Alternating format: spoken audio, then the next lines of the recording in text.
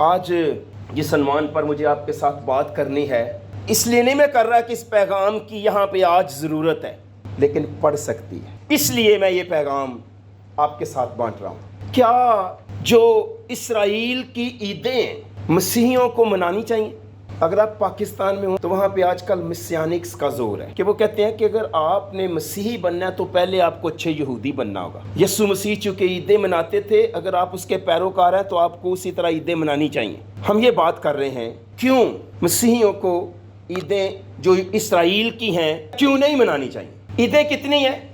7 عیدیں ہیں۔ پہلی کا نام ہے فسح، عید فسح، جس کو پیس اوور کہتے تھے۔ پھر ہے انلیون بریڈ، یعنی بے خمیری روٹی کی عید، یہ 7 دنوں تک منائی جاتی تھی۔ اور اس کے بعد پہلے پھلوں کی عید۔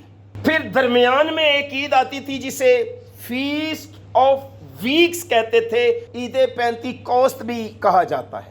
پھر اس کے بعد فیسٹ آف ٹرمپٹ، نرسنگوں کی عید منائی جاتی تھی۔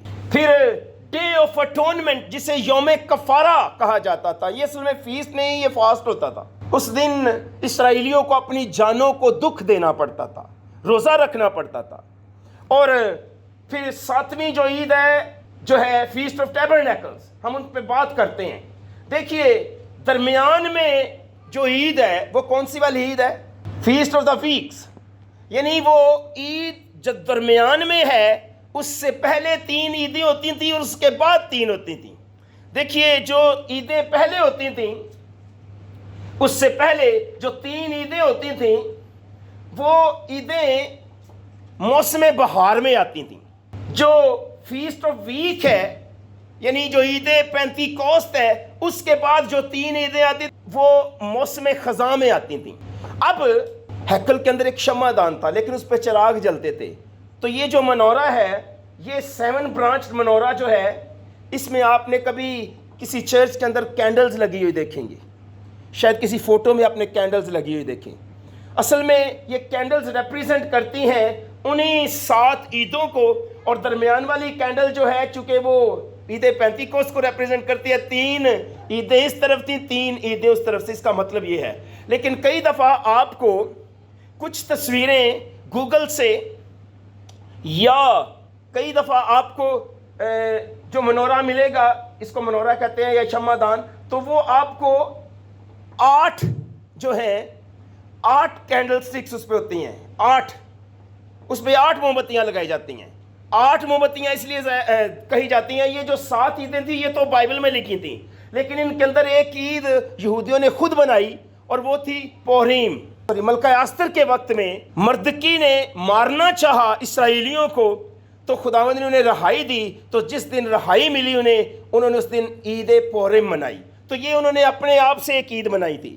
اس لیے جو منورہ ہے، یہ جو کینڈل سٹک ہے، اس میں کئی دفعہ 8 شاخوں والا کینڈل سٹک بھی ہمیں دکھایا جاتا ہے، جس کے اندر وہ 4 اس طرف کرتے ہیں، 4 اس طرف کرتے ہیں، اور ایک ان کی تھی ہنوکا۔ ہنوکا یہ جو عید تھی، یہ بھی جب یونانیوں کے دور میں یونانیوں نے ہیکل کو ناپاک کیا تو مکابی، جنہیں مکابین کہا جاتا ہے، ان کے ساتھ مل کے یہودیوں نے یونانیوں کو وہاں سے گھدیڑا، باہر نکالا۔ اینٹی آکس ایپیفنس، اس نے ہیکل کے اس مذبح پر جس پر بخور جلایا جاتا ہے، اس نے ہیکل کی بے حرمتی کی، اس کے اوپر اس نے سور کی قربانی کر دی۔ تو یہودی ناڈر ہو گئے، انہوں نے یونانیوں کے ساتھ لڑائی کی، تو جس دن انہوں نے ہیکل سے باہر نکالا انہیں مارا، ہیکل کو انہوں نے پاک کیا دوبارہ، اس دن وہ ہنوکا فیسٹ کو مناتے تھے۔ تو اس لیے بائبل میں ہمیں 7 فیسٹ ملتی ہیں لکھی ہوئی، لیکن یہ انہوں نے عیدیں جو تھی یہ خدا کے حکم سے نہیں تھیں۔ 2 عیدیں پوریم اور ہنوکا یہودیوں نے یا اسرائیلیوں نے اپنی طرف سے ایڈ کی۔ اسی لیے کئی دفعہ جو کینڈل سٹک ہے، یہ جو منورہ ہے، وہ 8 برانچز منورہ ہمیں دکھائی دیتا ہے۔ بہرحال دیکھیے یہودی 2 طرح کے کیلنڈر استعمال کرتے تھے۔ کون کون سے؟ 2 کیلنڈر استعمال کرتے تھے۔ ایک ان کا مذہبی کیلنڈر ہوتا تھا، دوسرا ان کا سول کیلنڈر ہوتا تھا۔ سول کیلنڈر مطلب یہ ہے کہ معاشی ان کا کیلنڈر ہوتا تھا یا ان کا ملکی کیلنڈر ہوتا تھا، جس کے حساب سے وہ ملکی معاملات کو آگے چلاتے تھے، وہ سول کیلنڈر کہلاتا تھا یا شہری کیلنڈر کہلاتا تھا۔ ایک ان کا مذہبی کیلنڈر تھا، تو وہ 2 کیلنڈر ایک ہی دم استعمال کرتے تھے۔ دیکھیے جی، یہ مذہبی کیلنڈر جو موسم بہار میں شروع ہوتا ہے، اور خدا نے موسیٰ سے کیا کہا، یہ مہینہ تمہارے لیے مہینوں کا شروع اور سال کا پہلا مہینہ ہو۔ کون سا مہینہ؟ وہ تھا نسان، اس کو ابیب بھی کہا جاتا تھا۔ تو یہ مذہبی کیلنڈر کے حساب سے خروج کی کتاب کے اندر یہ بات لکھی گئی۔ تو میں نے کہا وہ 2 کیلنڈر استعمال کرتے تھے، ابیب، بعد میں اس کا نام بدل گیا اور اس کو نسان کہا جانے لگا۔ نسان تمام مذہبی تہواروں کا پہلا مہینہ ہے، یعنی جس دن بنی اسرائیل مصر سے نکلے تھے وہ مہینہ ابیب کا تھا، جس کو نسان کہا جاتا ہے۔ یہاں پہ جو عیدیں منائی گئیں، عید فصح، عید فطیر، فطیر کا مطلب ہے بے خمیری روٹی کی عید، اور پھر پہلے پھلوں کی عید، عید پینتیکوست، نرسنگوں کی عید، یوم کفارہ اور عید خیام، سبھی کی سبھی اسی کیلنڈر کے تحت منائی جاتی ہیں۔ یہ یہودیوں کا کون سا کیلنڈر تھا؟ مذہبی کیلنڈر۔ ان کا ایک سول کیلنڈر بھی تھا۔ سول کیلنڈر جو تھا اس کا آغاز موسم خزاں سے ہوتا ہے یا اس کے آس پاس سے ہوتا ہے، اور اس کے سول کیلنڈر کا جو پہلا مہینہ ہے اس کو تشری کہتے ہیں۔ تشری سول کیلنڈر کا پہلا مہینہ ہے۔ نہمیہ کی کتاب میں ہمیں 2 مثالیں ملتی ہیں دونوں کیلنڈروں کے بارے میں۔ نہمیہ پہلے باب کی پہلی آیت میں جب بات کرتا ہے نہمیہ، تو کہتا ہے، ہم پڑھیں گے بائبل مقدس میں سے نہمیہ کی کتاب، لکھا ہے 20ویں برس کسلیوں کے مہینے میں جب میں قصر سوسن میں تھا تو ایسا ہوا۔ تو یہ جو کسلیوں کا مہینہ ہے یہ سول کیلنڈر سے لیا گیا ہے، اور سول کیلنڈر کے اندر یہ سال کا 9واں مہینہ ہے۔ دوسرا باب اس کی پہلی ہے، اور تخشستہ بادشاہ کے 20ویں برس نسان کے پہلے مہینے میں جب میں اس کے آگے تھی تو میں نے میں اٹھا کر بادشاہ کو دی، اور اس سے پہلے میں کبھی اس کے حضور اداس نہیں ہوا تھا۔ پھر تخشستہ بادشاہ کی وہ بات کرتا ہے تو وہ کہتا ہے کہ 20ویں برس کا کون سا مہینہ؟ نسان۔ دوسرے باب کی پہلی آیت میں نسان کی بات کرتا ہے، اور پہلے باب کی پہلی آیت میں کس مہینے کی بات کرتا ہے؟ کسلیوں کے مہینے کی۔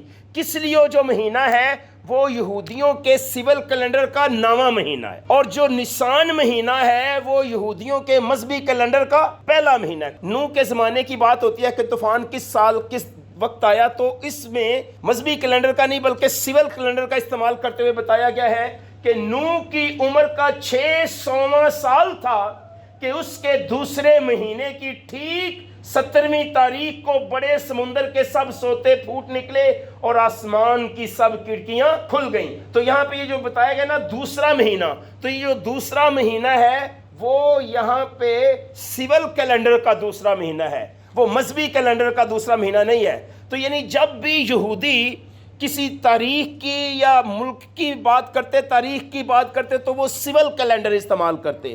جب وہ مذہبی تہواروں کی بات کرتے تو وہ مذہبی کیلنڈر استعمال کرتے، تو وہ 2 طرح کے کیلنڈر استعمال کرتے تھے۔ ہم گریگورین کیلنڈر استعمال کر رہے ہیں، یہ ایک رومن کیلنڈر ہے، یا اس کو شمسی کیلنڈر بھی آپ کہتے ہیں، جس کے حساب سے ہم ڈیٹس دیکھ رہے ہیں۔ یہ شمسی کیلنڈر ہے، سولر کیلنڈر، اس کا نظام جو اس کی تاریخیں سورج کے ساتھ ہے، اس لیے اس میں سال کے اندر کتنے دن ہیں؟ 365 دن ہے۔ یہودیوں کا جو کیلنڈر تھا وہ قمری کیلنڈر تھا۔ قمری مطلب اس کا تعلق چاند سے تھا، ہر نئے چاند کو ان کی پہلی تاریخ ہوتی تھی۔ یہودی قمری کیلنڈر کا استعمال کرتے تھے، اور ہر قمری کیلنڈر کے اندر دن کتنے ہوتے سال میں؟ 360۔ اب ایک اگر آپ زاویہ بنائیں، دائرہ بنائیں، تو دائرے کے اندر کتنی ڈگریز ہوتی ہیں؟ 360۔ ایک دائرے کے اندر 360 ڈگریز ہیں۔ تو یہودی کیلنڈر جو ہے، جو استعمال وہ کرتے تھے، وہ لونر کیلنڈر تھا، وہ قمری کیلنڈر تھا، جس کے اندر 360 دن ہوتے تھے۔ مجھے لگتا ہے جیسے بائبل مقدس میں لکھا ہے یسایہ کی کتاب کے 66 باب میں کہ جب نئی زمین ہوگی، نیا آسمان ہوگا، تو ہم ایک چاند سے دوسرے چاند تک خداوند کے حضور عبادت کے لیے جایا کریں۔ تو مجھے لگتا ہے کہ ایک دفعہ پھر خداوند جو ہے وہ 360 دنوں والا سال شروع کرے گا۔ بائبل میں نہیں لکھا، اپنی میری سوچ ہے، مانے یا نہ مانے اس سے کوئی فرق نہیں پڑتا۔ میرے خیال ہے کہ ایک دفعہ پھر جب نئی زمین بنے گی تو خدا نے جو چاند اور سورج بنایا تھا، اس نے کہا اس نے آسمان پر 2 بڑے نیر بنائے جو زمانوں اور وقتوں کا امتیاز کرنے کے لیے تھے، ٹائم کو ماپنے کے لیے تھے، چاند بھی اور سورج بھی۔ تو یہاں پہ یہ جو خدا نے جو کچھ بھی کیا ہے دو طرح سے وقت کو ناپا جاتا ہے، ایک قمری کیلنڈر ہے اور دوسرا شمسی کیلنڈر ہے۔ اب رومن کیلنڈر کے اندر خرابیاں بھی بڑی ہیں، رومیوں نے نا یہ جو گرگورین کیلنڈر اس کے ساتھ بڑی چھیڑ چھاڑ کی ہے، یوں سمجھ لیں کہ انہوں نے اس کے اندر گڑبڑ کی ہوئی ہے، میس کیا ہے رومیوں نے اس کیلنڈر کو۔ کیسے میس کیا ہے کہ اب آپ جولائی مہینہ دیکھتے ہیں، جولائی، یہ جو جولائی ہے یہ کیسر جولیس کے نام سے ہے، جولیس کے نام سے، اور پھر اس کے بعد آپ اگست دیکھتے ہیں، اگست کیسر اگستس کے نام سے اس کے لیے اعزازی طور پر اگست کا مہینے کا نام رکھا گیا۔ اب چونکہ جولائی کے اندر دن 31 ہوتے ہیں تو اگست کے اندر دن جو تھے وہ کم تھے، البتہ اگستس نے کہا، کیسر اگستس نے، یہ تو ٹھیک نہیں ہے، اس نے فروری کے ساتھ چھیڑ چھاڑ کی اور اس نے فروری سے دن لے کے ادھر ڈال لیا۔ اگست 30 دنوں کا تھا، اس نے اسے 31 دنوں کا بنا دیا، جولائی اور اگست 31 دنوں کے، اور جو مہینہ فروری کا ہے وہ مختصر ہو گیا، 28 دنوں کا ہو گیا، لیپ ایئر آتا تو وہ 29 دنوں کا ہو جاتا ہے۔ تو میں نے کہا کہ رومیوں نے جو کیلنڈر ہے گرگورین اس کے ساتھ چھیڑ چھاڑ کی، اسے میس کیا، اس کے اندر گڑبڑ ہے۔ اسی طرح ستمبر کا مطلب 7 ہے، اور پھر اکتوبر کا مطلب 8 ہے، اور نومبر کا مطلب 9 ہے، اور دسمبر کا مطلب 10 ہے۔ تو انہوں نے پوری طرح کیلنڈر کو میس کیا ہے، پوری طرح اس کے اندر گڑبڑ پیدا کی ہے۔ اگر آپ دنوں کے نام کو دیکھیں تو سنڈے سورج دیوتا کا دن، سنڈے کا نام انہوں نے سورج دیوتا کے نام سے رکھا۔ منڈے دا مون ڈے، جو چاند کا دن ہے، چندرما، آج بھی چندرما کی پوجا کرتے ہیں کیونکہ مون گاڈ تھا اور دنیا میں مانا جاتا تھا sun god and moon god. Sunday is for sun god and Monday is for moon god۔ اچھا، یہ دنوں کے نام جو ہیں یہ بھی سیاروں کے ناموں سے لیے گئے ہیں، اور سیاروں کے جو نام ہیں وہ ان کے دیوتاؤں کے نام سے جڑے ہوئے ہیں۔ بائبل کیوں دنوں کو اتوار، سوموار، منگل، بدھ، جمعرات نہیں کہتی؟ ہمارا خدا ابتدا سے انجام کی خبر دیتا ہے، اسے پتا تھا، اسے علم تھا کہ آئندہ دنوں کے نام دیوی دیوتاؤں کے نام سے منسوب کیے جائیں گے، لہٰذا اس نے بائبل میں کہا شام ہوئی صبح ہوئی سو پہلا دن ہو، شام ہوئی صبح ہوئی سو دوسرا دن ہو، شام ہوئی صبح ہوئی سو تیسرا۔ ہر دن کے لیے اسی طرح لکھا ہے۔ جب آپ بات کرتے ہیں ٹیوزڈے کی تو یہ ٹیو سے ہے، ٹیوزڈے ٹیو سے ہے، ٹیو دیوتا ہے، اور یہ جو دیوتا ہے اس کے نام پر یہ دن رکھا گیا، اور یہ جنگی دیوتا کہلاتا ہے۔ ٹیو جنگی دیوتا تھا جس سے کہا گیا ٹیوزڈے، تو یہ ٹیو دیوتا کے نام سے دن رکھا گیا۔ جب آپ بات کرتے ہیں وینسڈے کی تو وینسڈے جو ہے وہ بدھ کا دن ہے، جس کو وڈن کے نام سے یا اڈن دیوتا کے نام سے یاد کیا جاتا ہے۔ تو بدھ کا دن اڈن دیوتا کے نام سے منسوب کیا جاتا ہے، اس لیے ہر دن سیاروں کے نام کے ساتھ منسوب ہے، اور سیارے جو ہیں ان کے خداؤں کے نام تھے جو بت پرست تھے، اس لیے وہ ہر دن کو اپنے سیارے کے نام سے جو ان کے دیوتا کا نام ہے اس سے یاد کرتے تھے۔ اسی طرح جب آپ تھرسڈے کی بات کرتے ہیں تو تھور کا پتہ کیا مطلب ہے؟ تھور کیا ہے؟ ہتھوڑا، ہیمر۔ تو تھور سے تھرسڈے، اور تھور جو ہے وہ کہتے ہیں مرکری کو، جوپیٹر کو بھی کہتے ہیں۔ تو میں نے کہا نا جوپیٹر سیارہ جو ہے اس سے یہ نام تھرسڈے لیا گیا، اور جمعرات تھور کے نام سے رکھا گیا۔ جب آپ بات کرتے ہیں فرائیڈے کی تو فرائیڈے جو ہے وہ فریگا دیوی کے نام سے ہے۔ فریگا دیوی جو ہے وہ محبت کی دیوی تھی، شادی اور زچگی کی دیوی تھی، تو اس کے نام سے یہ نام منسوب کیا گیا فریگا دیوی، فریگا، فرائیڈے۔ جب اب سیٹرڈے کی بات کرتے ہیں تو سیٹرن دیوتا تھا، سیٹرڈے سیارہ جو ہے زحل، اس کے نام سے اس کو منسوب کیا گیا، اس لیے خداوند نہ بائبل کو ہفتہ کہتا ہے، سیٹرڈے نہیں کہتا۔ جب ہفتے کا دن آتا ہے تو عربی زبان کے اندر بھی اس دن یوم السبت لکھا ہوتا ہے، تو جب بھی ہفتے کا دن آتا ہے تو یوم السبت لکھا ہوتا ہے، اس لیے 7واں دن سبت کا دن کہلاتا ہے۔ 150 زبانوں میں انکلوڈنگ عربک۔ آیا یہ عیدیں منانی چاہیے یا نہیں؟ سوال وہی ہے۔ 3 عیدیں موسم بہار کی ہیں، اور ان 3 عیدوں کے 50 دن کے بعد کون سی عید آتی تھی؟ عید پینتیکوست، یعنی پاس اوور گزر جاتی، اور بے خمیری روٹی کی عید گزرتی، پہلے پھلوں کی عید گزرتی، تو پھر چوتھی عید جو تھی وہ عید پینتیکوست تھی۔ پھر موسم خزاں کی عیدیں عید پینتیکوست کے بعد آتی، جس کے اندر پہلی عید ہوتی موسم خزاں کی 5ویں، feast of trumpet, day of atonement اور ٹیبرنیکل کی عید۔ یاد رکھیں کہ یہ جو ساری کی ساری عیدیں تھیں بائبل میں انہیں کہا گیا یہ سبت تھیں. ہر عید کے دن کو کہا گیا یہ سبت ہیں. یہ 10 حکموں والا سبت نہیں تھیں, یہ عیدوں والا سبت تھیں. یہ 7 سبت جو رسمی تھے, یہ والا سبت کتنے دنوں کے بعد آتا ہے, جس کو میں کہہ رہا ہوں ہیپی سبت, آفٹر ایوری 6 days 7واں دن سبت ہے. لیکن یہ والا سبت جو تھے یہ سال کے بعد آتے تھے. جب بھی عید ہوتی تھی تو تب یہ 7 عیدیں منائی جاتی تھی, تو یہ سالانہ تھے. اس لیے بائبل ان کی پہچان کرواتی ہے. میں چاہتا ہوں آپ میرے ساتھ کھولیے احبار باب نمبر 23 پہلی آیت میں. اچھا, خداوند نے موسیٰ سے کہا, تیسری آیت, 6 دن کام کاج کیا جائے پر 7واں دن خاص آرام کا اور مقدس مجمع کا سبت ہو. اس روز کسی طرح کا کام نہ کرنا تمہاری سب سکونت گاہوں میں خداوند کا سبت ہے. یہ سال بعد آتا تھا. ہر عید کو سبت کہا جاتا تھا. تو جب پالوس رسول افسی میں کہتے ہیں نا کوئی شخص تم پر نئے چاند اور عید اور سبت کی بابت الزام نہ لگائے, تو وہ 7 دنوں والا ہفتے والا سبت نہیں ہے, 10 حکموں والا سبت نہیں ہے, وہ یہ والا سبت ہے جو سال میں ایک بار آتا تھا. تو ان سبتوں کی بابت کوئی تم پر الزام نہ لگائے, کیونکہ اب ان کو منانے کی ضرورت نہیں ہے.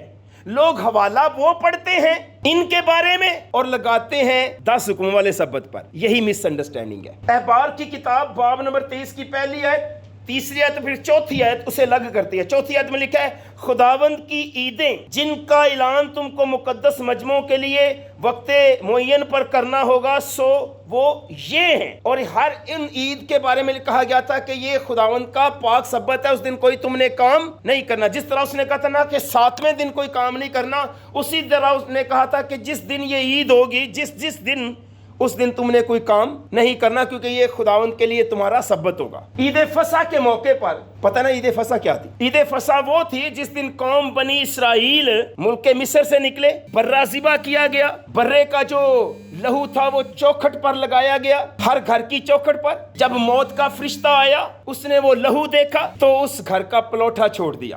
اور جن گھروں کی چوکھٹوں پر برے کا لہو نہیں لگا ہوا تھا اسرائیلیوں کے تو پلوٹے بچ گئے, لیکن مصریوں کے سارے پلوٹے جانوروں تک مر گئے, کیونکہ موت کا فرشتہ اس خون کو دیکھ کے جب اس نے نہیں دیکھا تو انہیں مارتا گیا. اب عید فصح پر یسوع مسیح قربان ہوئے, اور فصح کے موقع پر اسرائیل ایک قوم کے طور پر برے کے خون کی قربانی کے ساتھ ایک قوم پیدا ہوئی. جس دن بنی اسرائیل نکلے مصر سے تقریباً آلموسٹ 2 ملین تھے. تو یعنی ایک قوم کی حیثیت سے, ایک ملک کی حیثیت سے, ایک قوم کی حیثیت سے جو آگے چل کے ایک ملک بن گیا, اسرائیل کا نام مرز وجود میں آیا برے کی قربانی سے اور برے کے لہو سے. اب یسوع مسیح جو قربان ہوئے وہ ٹھیک عید فصح کے موقع پر قربان ہوئے. عید فصح کی قربانی کاہن کرنے کو تھا, کاہن کے ہاتھ سے برہ چھوٹ گیا, ہیکل کا پردہ پھٹ, کیونکہ یسوع مسیح قربان ہو گئے تھے. اب برے کی قربانی کی ضرورت کوئی نہیں رہی. اور جو روحانی اسرائیل ہے بحیثیت قوم, بحیثیت کلیسیا, وہ یسوع مسیح کے لہو اور یسوع مسیح کی قربانی کی وجہ سے مرز وجود میں آیا. اس لیے ان سے کہا گیا جیسے ہی وہ عید فصح منا کے نکلے, جس دن وہ مصر سے نکلے ان کے پلوٹے بچ گئے, انہوں نے برے کا لہو چوکھٹوں پر لگایا اور برے کا جو گوشت تھا وہ بھون کے کڑوے ساگ پات کے ساتھ کھایا.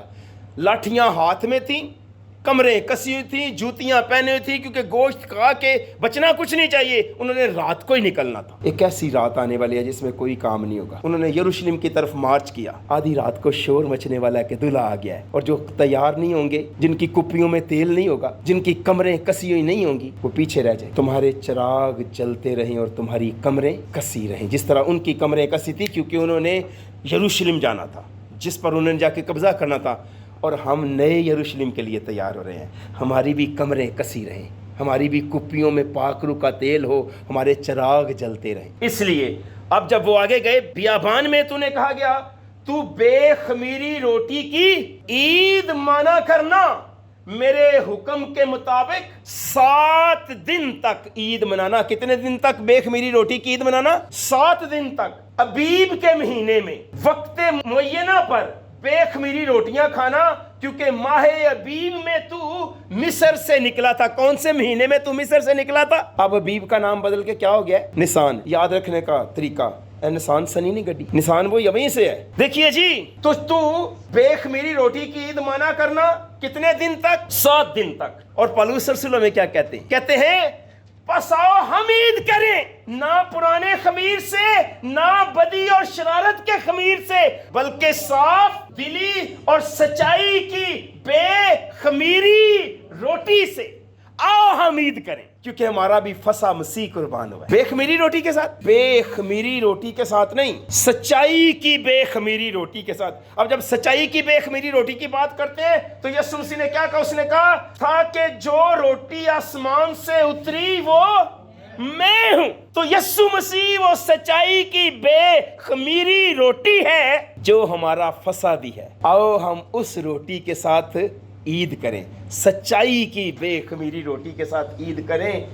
اس لیے بے خمیری روٹی کہ جب اس نے عید کرنے کے لیے کہا تو یاد رکھیں عشاء ربانی کے موقع پر یسوع مسیح نے ہمیں دو چیزیں دیں، ایک اس نے بے خمیری روٹی دی اور دوسرا اس نے بغیر خمیر کے مے دی۔ جس مے کے اندر خمیر سے الکحول آ جائے وہ فرمنٹڈ ہو جاتا ہے، وہ ملا ہوا ہو جاتا ہے، اس کے اندر نشہ آ جاتا ہے، اور تازہ انگوروں کا جو رس ہے اس کے اندر اس کو پرزرو اس طرح سے کیا جاتا ہے کہ اس کے اندر نشہ نہیں ہوتا، وہ انفرمنٹڈ ہوتا ہے۔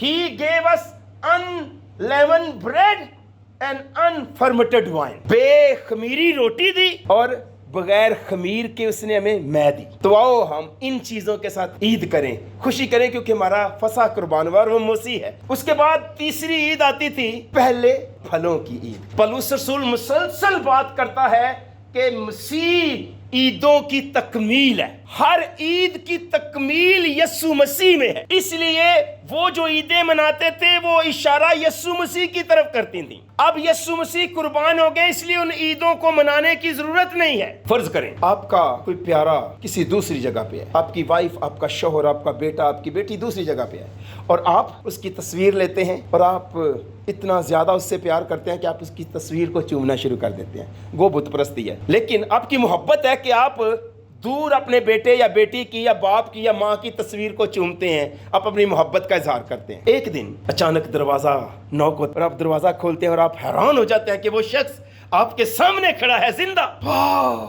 I can't imagine۔ اب آپ کیا کریں گے؟ اسے کہیں گے ایک منٹ ذرا رکیے، آپ اندر سے تصویر لا کے اس کے سامنے چومیں گے، اس کو گلے لگائیں گے؟ کیا کریں گے؟ تصویر سامنے لگائیں گے یا اس بندے کو گلے سے لگائیں گے؟ اس شخص کو گلے سے لگائیں گے۔ بھائی جب وہ آ گیا جس کی تصویر تھی تو اب تصویر کو چومنا نہیں، اب تصویر نہیں گلے لگانی، اب جو اوریجنل بندہ ہے اسے گلے لگانا۔ تو جب یسوع مسیح آ گئے، ہر عید کا مقصد پورا ہو گیا، یسوع مسیح ہر عید کی تکمیل ہے، تو اس لیے اب مسیحیوں کو عیدیں منانے کی ضرورت نہیں ہے۔ دیکھیے پولس رسول کہتے ہیں فی الوقت مسیح مردوں میں سے جی اٹھا ہے اور جو سو گئے ہیں ان میں پہلا پھل ہوا۔ مسیح مردوں میں سے جی اٹھا ہے اور جو سو گئے ان میں سے وہ پہلا پھل ہوا۔ اب یہ پہلے پھلوں کی عید کیوں منائی جاتی تھی؟ کیوں پہلے پھلوں کی عید منائی جاتی تھی؟ اس لیے منائی جاتی تھی کیونکہ خدا اسرائیل کو کچھ سبق سکھانا چاہ رہا تھا کہ یسوع مسیح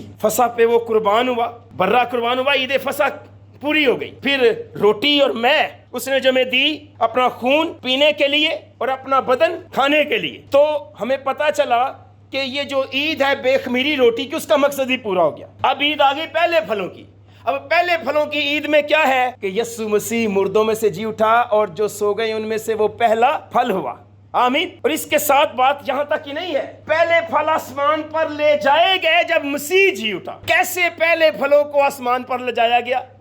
بائبل بتاتی ہے، بائبل بتاتی ہے اور مقدس کا پردہ اوپر سے نیچے تک پھٹ کر دو ٹکڑے ہو گیا اور زمین لرزی اور چٹانیں تڑک گئیں اور قبریں کھل گئیں اور بہت سے جسم مقدسوں کے جو سو گئے تھے جی اٹھے، اور اس کے جی اٹھنے کے بعد قبروں سے نکل کر مقدس شہر میں گئے اور بہتوں کو۔ تو یسوع مسیح کے جی اٹھنے کے بعد، کیونکہ وہ مردوں میں سے جی اٹھنے والا پہلا پھل ہے، تو اس کے جی اٹھنے کے بعد بڑے مقدسوں کے جسم قبروں سے نکلے یسوع مسیح کے جی اٹھنے کے بعد۔ تو جب یہ مقدس جسم نکلے قبروں سے تو کیا وہ دوبارہ مر گئے؟ نہیں، وہ مرے نہیں۔ لکھا جب وہ عالم بالا پر چڑھا تو قیدیوں کو ساتھ لے گیا۔ تو یہ وہ پہلے پھل تھے जिन्हें वो आसमान पर लेके गया। तो पहले फलों की ईद ये याद करवाती थी कि जब आपकी फसल पके तो आपने पहले फल जो हैं खुदावंद के हजूर लाने हैं। मतलब जब तक अभी तक शुरू नहीं किया, खेत भरा है, उसको शुरू काटना नहीं किया, तब तक कोई बंदा उसमें से नहीं ले सकता। ये फसल काटते पहला पूला जाके खुदावंद के हजूर पेश करते, तब जाके फसल को काट। तो ये पहले फल किसके हैं? खुदा के हैं। यीशु मसीह पहला फल है मुर्दों में से जी उठने वालों में से, और जो लोग उसके साथ जी उठे, उसके जी उठने के बाद वो भी पहले फल है, और यीशु मसीह खुद भी और पहला फल है, और इनको भी अपने साथ आसमान पर लेकर गया। और इस ईद का भी मकसद क्या हो गया? पूरा हो गया। ये बात समझाने के लिए 1000 सालों तक इसराइली ईद मनाते रहे, खुदा ने ये ईद दी थी। इसके बाद लफ्ज़ है पेंटाट्योक। क्या लफ्ज़ है? पेंटाट्योक।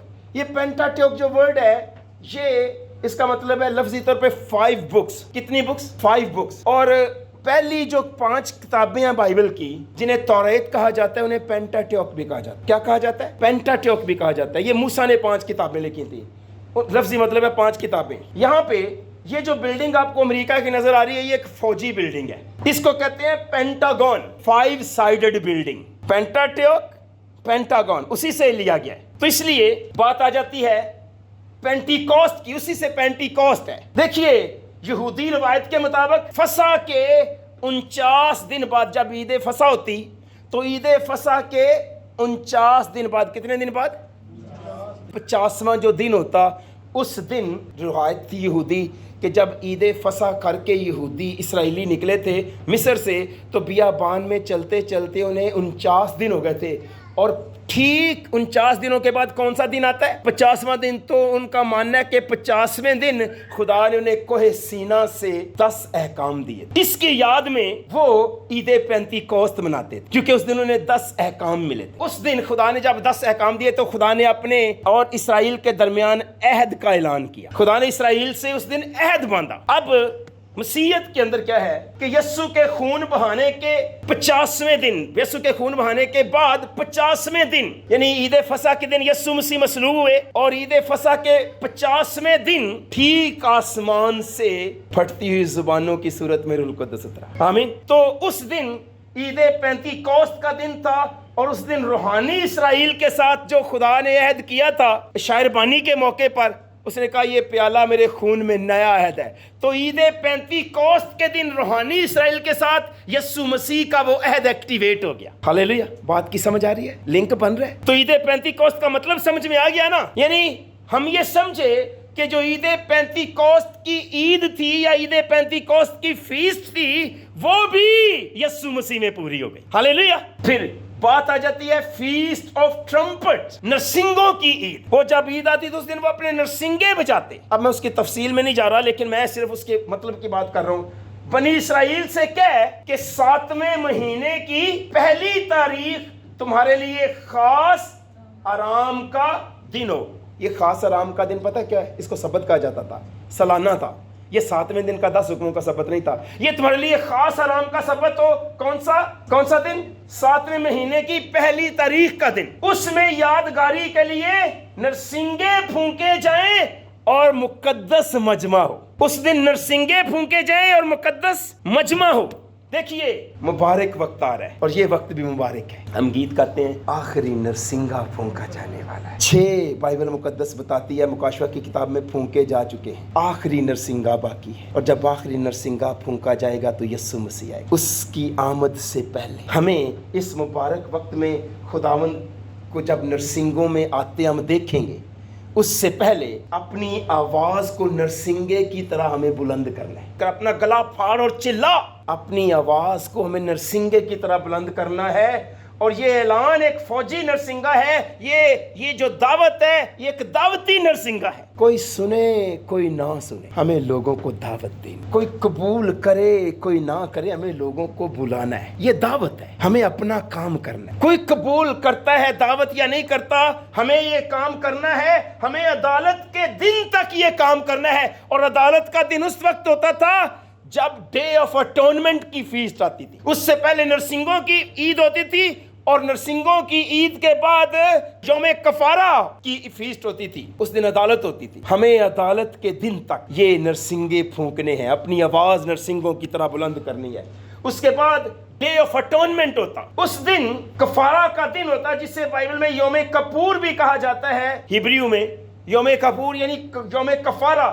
دراصل یہ عید نہیں تھی، میں نے کہا یہ روزہ ہوتا تھا، فیسٹ نہیں، یہ فاسٹ ہوتا تھا۔ اس دن کہا جاتا تھا کہ تم اپنی جانوں کو دکھ دینا، اور جو کوئی اس دن اپنی جان کو دکھ نہ دے وہ قوم سے کاٹ ڈالا جائے۔ اس دن ہیکل کو صاف کیا جاتا تھا، 2 بکرے لیے جاتے تھے، ایک بکرے کو ذبح کر دیا جاتا تھا، اس کا خون ہیکل میں جا کے پاک ترین مقام میں سرپوش پر اور اس کے سامنے چھڑکا جاتا تھا، اور دوسرا ایک بکرا ہوتا تھا جس کو ذبح نہیں کیا جاتا تھا، کاہن آتا اور آ کے اپنے دونوں ہاتھ اس بکرے کے سر پر رکھتا، علامتی طور پر جتنے سال بھر ہیکل کے اندر گناہ جمع ہوتے تھے، سال کے اندر یوم کفارہ کے دن ہیکل کو پاک کیا جاتا، ہیکل کا کفارہ دیا جاتا، اور سارے گناہ ہیکل سے اٹھا کے اس بکرے کے سر پر رکھ دیے جاتے، اور اس بکرے کو ذبح نہیں کیا جاتا۔ وہ بکرا عزازیل کا بکرا ہوتا، اور کسی ایسے شخص کے حوالے کیا جاتا جو ٹرسٹ وردی بندہ ہوتا، اور اسے کہا جاتا ہے کہ اس بکرے کو لے جا بیابان میں۔ تو یہودی روایت کے مطابق وہ کیا کرتے کہ اس بکرے کو جاتے اور اوپر جا کے پہاڑ کی نکیلی چٹانوں کے اوپر، پہاڑ کے چڑھ کے، اور نیچے وادی میں جہاں پہ نکیلی چٹانیں تھیں اس کو وہاں سے نیچے پھینک دیا جاتا، اور اس بکرے کا انجام اس کے سر ہوتا، وہ عزازیل کا بکرا ہوتا۔ یاد رکھیں، جو ذبح ہو جاتا وہ یسوع مسیح کی نمائندگی کرتا ہے، جو بیابان میں لے جا کے اوپر سے نیچے نکیلی چٹانوں پر پھینکا جاتا وہ عزازیل کا بکرا ہوتا، جس کا مطلب یہ ہوتا کہ ہمارے گناہوں کا کفارہ یسوع نے دے دیا ہے۔ لیکن جنہوں نے یسوع مسیح کو قبول نہیں کیا، بدروحوں سمیت، ابلیس سمیت، بدروحوں کو، ابلیس کو اور پاپیوں کو اپنے گناہ خود بھگتنے پڑے، ان کا انجام اس بکرے جیسا ہوگا جو عزازیل کا بکرا ہے۔ البتہ اس دن یہ فیسٹ ہوتی جس کو ڈے آف اٹونمنٹ کہتے ہیں، ایٹونمنٹ، اگر آپ توڑ کے پڑھیں ایٹونمنٹ، جس دن ہیکل پاک ہوتی، انسان اور خدا دوبارہ ایک ہو جاتے، اور پھر اگر اس سلسلہ شروع ہوتا، سال بھر گناہ جمع ہوتے، ہر سال پھر ہیکل سے گناہ باہر نکالے جاتے۔ دیکھیے لاسٹ جو فیس تھی وہ تھی فیس آف ٹیبرنیکل، خیموں کی عید۔ خیموں کی عید جو ہے یہ سب سے خوشی کا وقت ہوتا تھا، وہ بیابان کے وقت کو یاد کرتے۔ اس عید میں وہ خیمے لگاتے، خیموں کے اندر بیٹھتے، یہ عید مناتے اور یاد کرتے کہ کس طرح بیابان میں وہ خیمے لگاتے تھے اور خدا کا خیمہ ان کے درمیان ہوتا تھا۔ یوحنا کی انجیل میں 10 بار دوسری انجیلوں کے مقابلے میں لفظ عید زیادہ بار استعمال ہوا ہے، تو یوحنا کا بھی کہنا ہے کہ ساری عیدیں یسوع مسیح میں پوری ہو گئی ہیں، اس لیے مسیحیوں کو اب عیدیں منانے کی ضرورت نہیں ہے جو یہودی عیدیں مناتے ہیں۔ ہو سکتا ہے کل کو یہاں بھی کوئی تعلیم چلتی آئے، تو میں نے کہا یہاں پہ ضرورت نہیں تھی اس میسج کی، لیکن میں وقت سے پہلے آپ کو بتا رہا ہوں۔ یسوع مسیح نے کہا دیکھو میں نے تم سے پہلے ہی کہہ دیا ہے۔ دیکھیے جی، پھر عید کے آخری دن جو خاص دن تھا، عید خیام کا، یسوع کھڑا ہوا اور پکار کر کہا اگر کوئی پیاسا ہو تو میرے پاس آیا کر پیے، جو مجھ پر ایمان لائے گا اس کے اندر سے جیسا کہ کتاب مقدس میں آیا ہے زندگی کے پانی کی ندیاں جاری ہو جائیں گی۔ اور اس دن یسوع مسیح نے کھڑے ہو کر کہا اگر کوئی پیاسا ہو تو میرے پاس آئے، کیونکہ وہ خیموں کی عید لگاتے، عید مناتے، اور وہ یاد کرتے کہ کس طرح خدا نے بیابان میں ان کی پیاس بجائی تھی۔ اس دن کاہن جو تھا وہ بیت حسدہ سے پانی لیتا اور اس کو مذبے پر انڈھیلتا، تو وہ یاد کرتے کہ خدا نے کس طرح انہیں زندگی کا وہ پانی دیا تھا، ان کی جان بچی تھی بیابان میں۔ تو یسوع مسیح نے کہا زندگی کا جو چشمہ ہے اس سے جاری ہوگا، کوئی پیاسا ہو تو مجھ سے پیے، کیونکہ یسوع مسیح آب حیات کا چشمہ ہے۔ تو جو مجھ سے پیے گا وہ عمر بھر پیاسا نہیں ہوگا، بلکہ اس کے اندر سے زندگی کے پانی کی ندیاں جاری ہو جائیں گی۔ تو یہ عید خیام جو ہے وہ بھی یسوع مسیح میں ہمیں یہاں پہ پوری ہوئی دکھائی دیتی ہے۔ البتہ 7 میں سے 3 عیدیں ایسی تھیں جن کے لیے ہیکل میں جا کر بروں کی قربانی کی ضرورت تھی۔ جب آپ اس پس منظر کو دیکھتے ہیں جتنے میں نے آپ کے ساتھ شیئر کیے، تو آپ مجھے بتائیے کہ کیا اب مسیحیوں کی عیدیں منانی چاہیے؟ نہیں، یسوع مسیح میں پوری ہو گئی ہیں۔ جب یسوع مسیح تھے تو اس وقت کہا یہ جاتا تھا، کیونکہ یہودی تتر بتر ہو گئے تھے اپنی بدعمالیوں کی وجہ سے، جیسے پیشن گوئی تھی، تو وہ دنیا کے مختلف حصوں میں پھیل گئے تھے۔ اب چونکہ میڈیٹرینیم سی سے بحر روم سے آنا، سفر کر کے خرچہ تھا معاشی طور پر، آنا آسان نہیں تھا۔ البتہ لیڈرز نے فیصلہ کیا کہ چلو سال میں نا ایک مرتبہ آپ ضرور یروشلم میں عید منانے کے لیے آنا۔ تو اب مشکل تھا کیونکہ سال میں 3 مرتبہ یروشلم آ کے عید منانا، تو کہا گیا تھا بائبل مقدس میں کہ اور سال میں 3 مرتبہ یعنی بے خمیری روٹی کی عید، ہفتوں کی عید اور عید خیام کے موقع پر تیرے ہاں سب مرد خداوند اپنے خدا کے آگے اسی جگہ حاضر ہوں جس سے وہ چنے گا، اور جب آئیں تو خداوند کے حضور خالی ہاتھ نہ آئیں۔ اب بڑا مشکل تھا کہ سال میں 3 مرتبہ سارے مرد اتنی دور سے خداوند کے سامنے آئیں، اور اس وقت کیش ویش تو تھا نہیں ہوتا، برے لانا، اجناس اٹھا کے لانا تاکہ خداوند کے گھر میں جمع کرائیں، بڑا مشکل تھا۔ تو اس لیے یسوع مسیح کے دور میں کہہ دیا گیا، جب یسوع مسیح تھے تو انہوں نے فیصلہ کیا کہ اب کرنا کیا ہے، اب تمہارے لیے آنا مشکل ہے سال میں 3 مرتبہ، تو لہٰذا تم سال میں 1 مرتبہ ضرور آؤ۔ یسوع کے زمانے میں انہوں نے سوچا کہ اگر اچھے یہودی ہو، اگر آپ اچھے یہودی ہو تو آپ کو یروشلم سال میں 1 مرتبہ ضرور آنا ہے۔ اسلام بائبل کے کتنے سو سال بعد آیا؟ اسلام کہتا ہے اگر آپ اچھے مسلمان ہو نا تو سال میں 1 مرتبہ مکے ضرور جانا حج کرنے۔ سمجھدار ہو تو آپ جان لو کہ ہر بات کو کتنی خوبصورتی کے ساتھ اتارا گیا ہے۔ پیارے ساتھیوں، اب جو مسیح یسوع کی قربانی ہے اس کی یادگاری مقدس شاعر بانی کی رسم سے ہوتی ہے۔ آمین۔ جتنی بھی عیدیں یہودیوں کی وہ فیسٹیولز تھیں وہ ساری کی ساری یسوع مسیح میں پائے تکمیل تک پہنچ گئی۔ کہا جاتا ہے پالوس رسول کیوں ماننے گئے؟ انہوں نے کہا کہ میں یہ عید یروشلم میں مناؤں گا ایک دفعہ۔ پھر اگلا والا بتاتا ہے انہوں نے کہا کہ میں یہودیوں کے لیے یہودی بنا اور یونانیوں کے لیے یونانی بنا، کیونکہ عید تھی وہاں پہ بہت سارے یہودیوں نے آیا ہونا تھا، تو اس لیے ان کے ساتھ خدا کے کلام کی منادی کرنے کا اچھا موقع تھا، تو اس لیے کہا یہ عید میں وہاں جا کے مناؤں گا۔ وہ سیلیبریٹ کرنے نہیں گئے تھے، وہ صرف لوگوں سے ملنے گئے تاکہ کسی طرح ان کو خدا کے کلام کی منادی کر سکے۔ خداوند آپ کو اپنی پناہ میں رکھے، بابرکت رہیے، ایمان میں مضبوط رہیے، اور خداوند اپنے کلام سے لوگوں کو مضبوط کرتا ہے۔ اور مجھے امید ہے اگلی دفعہ ہم ایک نئے پیغام کے ساتھ خداوند کے قدموں میں ہوں گے۔ بابرکت رہیے۔